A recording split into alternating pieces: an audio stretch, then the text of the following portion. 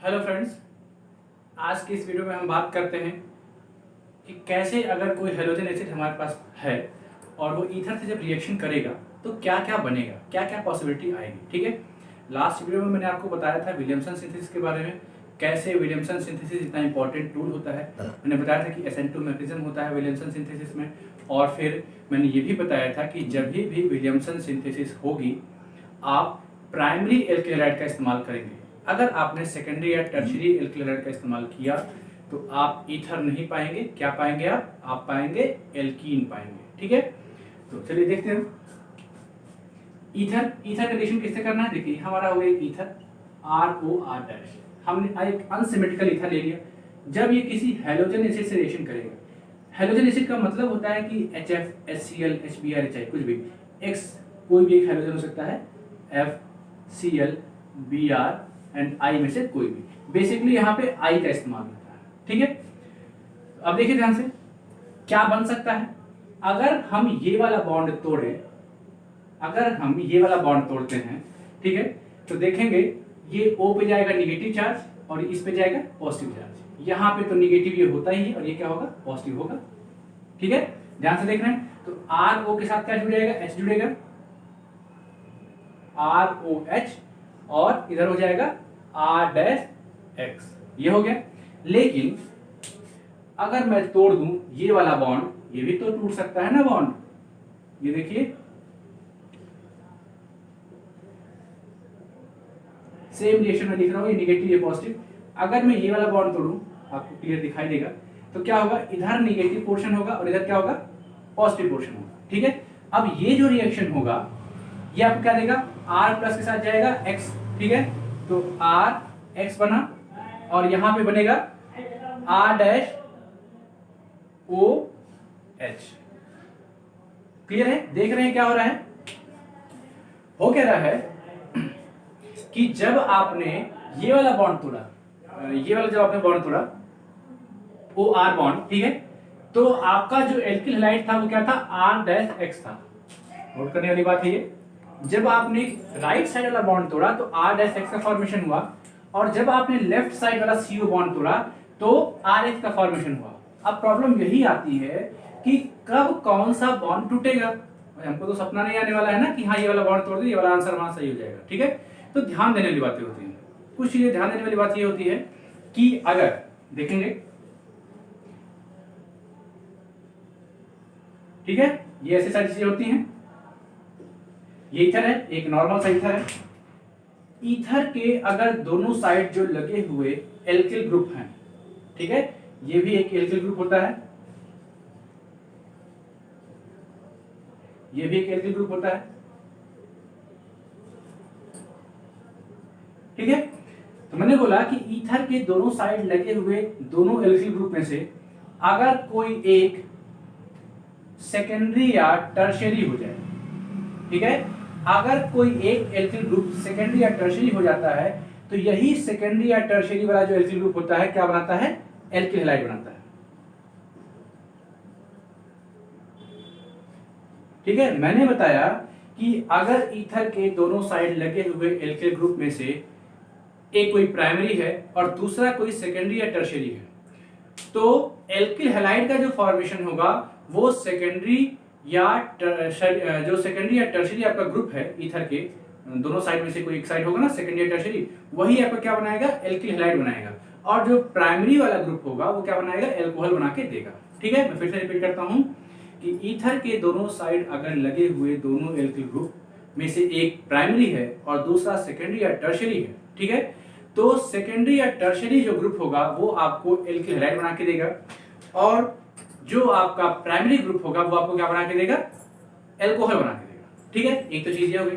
दूसरी चीज ये है कि मान लेते हैं कि दो के दोनों ही प्राइमरी हैं। ठीक है, अगर मैं यहां पे लिखूं ये दो के दोनों ही क्या है, ये भी प्राइमरी है और ये भी प्राइमरी है। ठीक है, ये भी प्राइमरी है और ये भी प्राइमरी है, तो इस केस में जो छोटा एल्किल ग्रुप होगा, ठीक है, अगर मैं इसको छोटा मानता हूं, ये स्मॉलर है, स्मॉलर एल्किल ग्रुप, ठीक है, तो वही आपको एल्किल हैलाइड बना के देगा। मार्क माय वर्ड्स, मैंने बोला है कि अगर ईथर के दोनों साइड लगे हुए एल्किल ग्रुप प्राइमरी नेचर के हैं तो जो छोटा एल्किल ग्रुप होगा, दोनों प्राइमरी में से जो छोटा वाला प्राइमरी होगा वो क्या बनाएगा, हैलाइड आयन बनाएगा, एल्किल हैलाइड बनाएगा, और जो बड़ा वाला होगा वो क्या बनाएगा, एल्कोहल बनाएगा। ठीक है। और इसी तरीके से अगर ईथर के दोनों साइड लगे हुए ग्रुप में से एक कोई प्राइमरी है और अगला कोई सेकेंडरी या टर्शियरी है, ठीक है, अगला कोई सेकेंडरी या टर्शियरी है, तो सेकेंडरी या टर्शियरी वाला जो ग्रुप है वो क्या बनाएगा, एल्किल हैलाइड का फॉर्मेशन करेगा। क्लियर। चलिए आगे बढ़ते हैं, एग्जांपल्स देख ले इसके।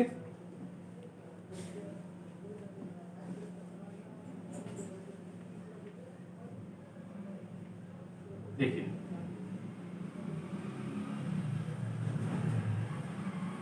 एग्जांपल्स देखिए, ये रहा CH3 C CH3 CH3 O CH2 CH3।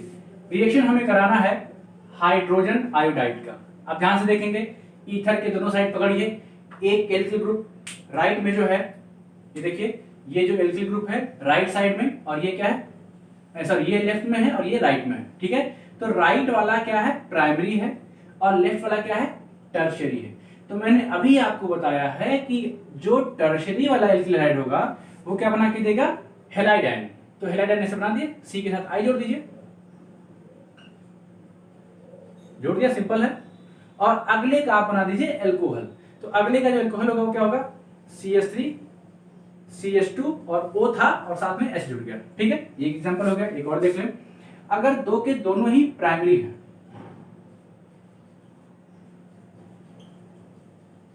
अगर दो के दोनों ही क्या है, प्राइमरी है, तो फिर क्या होगा, इस केस में जो छोटा एल्किल ग्रुप है, ठीक है, वो आपको बना के देगा हैलाइड आयन या CH3I बना देगा। देखिए CH3 के साथ I हमने जोड़ा, और बड़े वाले के साथ क्या जाएगा, एल्कोहल जाएगा, CH3 CH2OH। ठीक है, तो बहुत इजी है, कोई दिक्कत की बात नहीं। अब लॉजिक की बात करते हैं। मैंने प्रोडक्ट तो बना दिया, लेकिन what is the logic behind this conclusion. ये कंक्लूजन है, मैंने आपको ट्रिक बता दी, जो भी आपको रिजल्ट था वो मैंने आपको सम कर दिया है, समराइज कर दिया है, लेकिन लॉजिक क्या है, ठीक है, ध्यान से देखेंगे। यहीं पे देखते हैं, ये एग्जांपल सफिशिएंट है खुद में बताने के लिए। अगर मैं ये बॉन्ड तोड़ूं, ठीक है, अगर मैं ये बॉन्ड तोड़ता हूं, ठीक है, तो O के पास जाएगा नेगेटिव चार्ज और इस कार्बन के पास जाएगा क्या, पॉजिटिव चार्ज जाएगा ना। अगर मैं ये वाला बॉन्ड तोड़ता हूं तो O के पास जाएगा नेगेटिव चार्ज और इसके पास जाएगा क्या, पॉजिटिव चार्ज। ये जो पॉजिटिव चार्ज बन रहा है ये क्या है, 3 डिग्री कार्बोकेटायन। क्या बन रहा है, 3 डिग्री कार्बोकेटायन बन रहा है। क्लियर है। अच्छा, और जब मैं इस वाले बॉन्ड को ब्रेक करूंगा, जब मैं इस वाले बॉन्ड को ब्रेक करूंगा तो हमें क्या मिलेगा, यहां पे मिलेगा पॉजिटिव चार्ज और यहां पे मिलेगा नेगेटिव चार्ज। देख रहे हैं, इस केस में हमको मिलेगा 1 डिग्री कार्बोकेटायन। ठीक है, बात क्लियर है। अगर मैं इस साइड के बॉन्ड को तोड़ता हूं तो 3 डिग्री कार्बोकेटायन मिलता है, और इस साइड के बॉन्ड को तोड़ता हूं तो 1 डिग्री कार्बोकेटायन मिलता है। बिल्कुल क्लियर है, which one is more stable, tertiary carbocations are more stable. ठीक है, तो 3 डिग्री कार्बोकेटायन के ज्यादा स्टेबल होने के कारण यही वाला जो ब्रेकिंग है, जो क्लीवेज है, फेवर्ड होता है, प्रेफरेबल होता है। ठीक है, इसी वजह से ये बॉन्ड टूटता है और ये वाला बॉन्ड नहीं टूटता है। क्लियर है।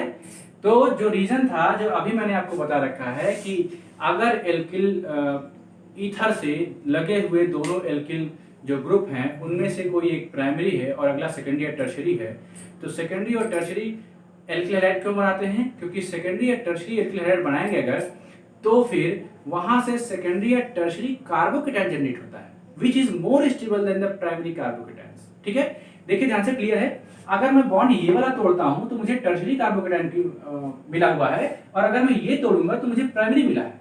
अब हमेशा ध्यान देंगे, मैंने आपको हमेशा आपसे बता रखा है कि जो काम आपको ज्यादा स्टेबल बना रहा है वही काम करिए। ठीक है, ये बॉन्ड तोड़ रहे हैं तो ये ज्यादा स्टेबल बना रहा है, आपको यही काम करिए, इसको छोड़ दीजिए, इसी करिए। क्लियर है। तो ये तो रहा लॉजिक तब का, जब हमारे पास ईथर के दोनों साइड लगे हुए ग्रुप्स में से एक ग्रुप जो एल्किल ग्रुप था वो सेकेंडरी या टर्शियरी होता है। ठीक है।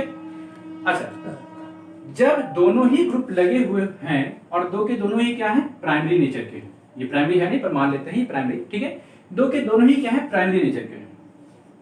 इस केस में जो छोटा वाला ग्रुप है वो क्या बनाता है, एल्किलाइड। ठीक है, तो ध्यान देंगे ये जो प्रोसेस है ये क्या है, SN1 है, और ये जो प्रोसेस है ये क्या है, SN2 है।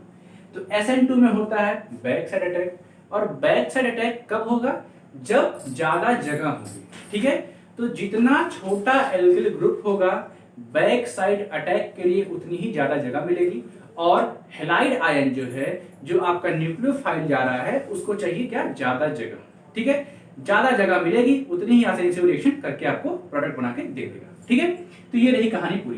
मैंने क्या बताया, अगर सेकेंडरी या टर्शियरी ग्रुप लगा हुआ और एक प्राइमरी है तो सेकेंडरी या टर्शियरी से एल्किल बनाइए, क्योंकि वहां से बना हुआ कार्बोकेटायन ज्यादा स्टेबल होता है। और अगर दो के दोनों ही ग्रुप ईथर से लगे हुए प्राइमरी नेचर के हैं तो जो छोटा वाला ग्रुप है उससे क्या बनाइए, हैलाइड आयन बनाइए। ठीक है, और बड़े वाले से क्या बनाइए, एल्कोहल बनाइए। क्यों, क्योंकि जो छोटा वाला ग्रुप है वो बैक साइड अटैक फेस करने वाला है।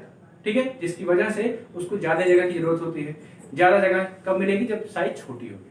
ठीक है, तो ये रही कहानी पूरी उसकी। जब सेकेंडरी या टर्शियरी होता है तो SN1 मैकेनिज्म होता है, जब दोनों ही प्राइमरी होते हैं तो कैसा मैकेनिज्म होता है, SN2 होता है। ठीक है, तो ये रही पूरी कहानी। ये कहानी ओवर होती है। अगर आपको वीडियो पसंद आया हो तो जरूर कमेंट करें, लाइक करें, सब्सक्राइब करें और शेयर करें अपने फ्रेंड्स के साथ। Thank you.